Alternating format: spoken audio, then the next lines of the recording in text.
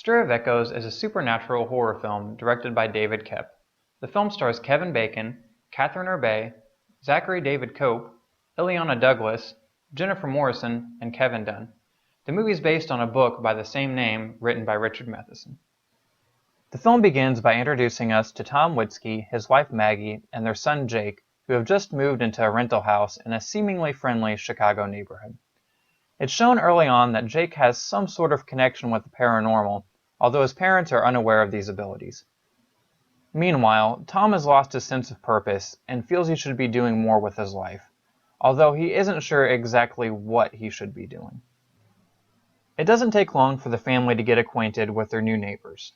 Before long, the couple are attending a neighborhood party accompanied by Maggie's sister Lisa, who has a passion for the paranormal. As the party settles down, the group convinces Tom to allow Lisa to hypnotize him.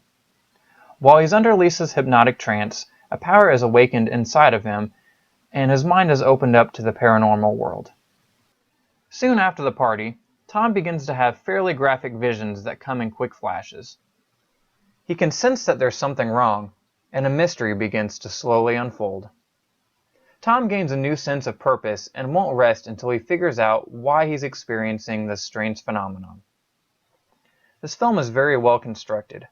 It does a great job at establishing its compelling story while sprinkling in subtle foreshadowing elements.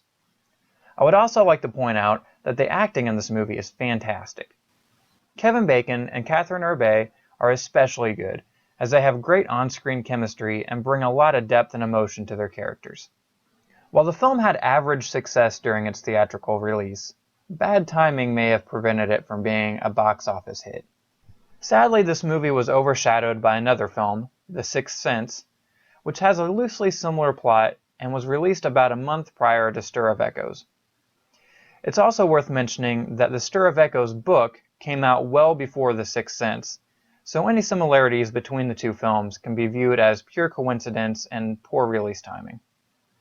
While I can't argue that there are some similarities between both films, I couldn't help but see more parallels between Stir of Echoes and The Shining.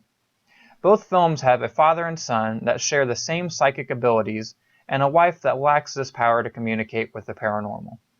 There's also a parallel between the experienced psychic mentor in both films, although I feel in Stir of Echoes this character doesn't have nearly as much significance to the overall story.